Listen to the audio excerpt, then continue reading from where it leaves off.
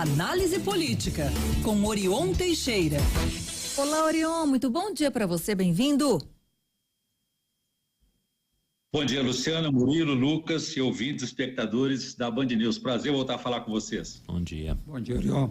Você sabe, o prazer sempre é todo nosso, né? Orion, direto ao assunto, há aí candidatos, né, ao governo de Minas Gerais colando ali em presidenciáveis. Qual o efeito disso, hein, Orion? Luciana, saindo da política e voltando para a política, só queria fazer um comentário a respeito desse projeto de dar o grau nas motocas. Será que o BI da ambulância está pensando em colocar a ambulância por perto desses movimentos aí, em causa própria? Fica a pergunta aí.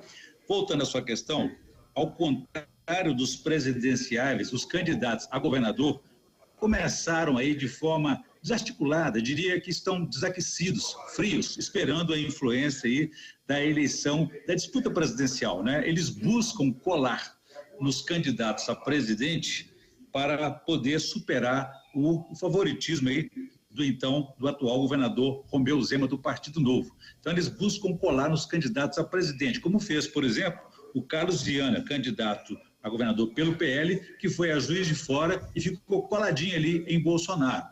Ontem foi a vez de Calil colar em Lula.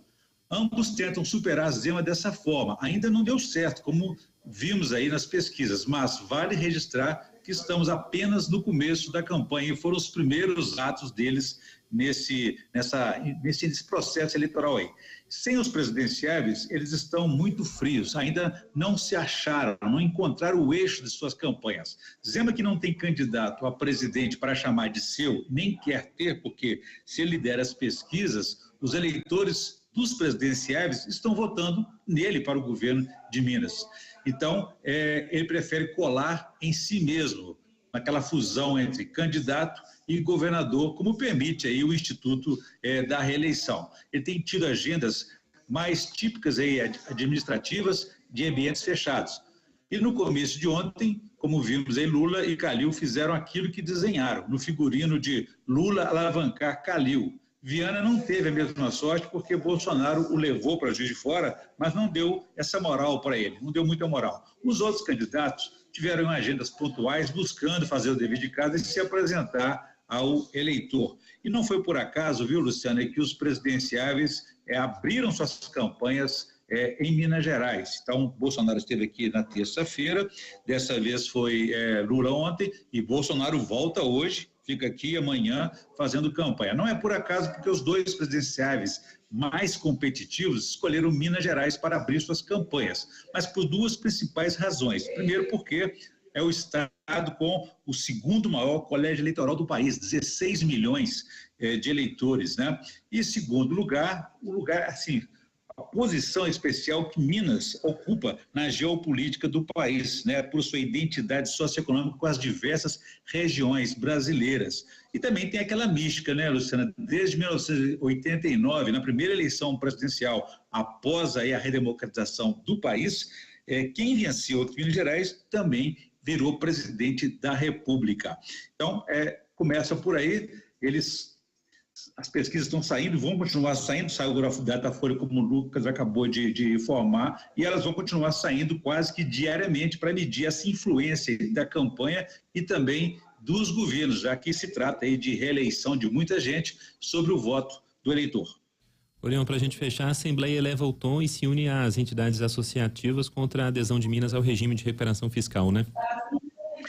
Verdade, o presidente da Assembleia Legislativa, o deputado Agostinho Patrus, elevou o tom sobre a condução e a fixação que o governo de Minas tem nessa adesão ao regime de recuperação fiscal como única saída para enfrentar o problema fiscal.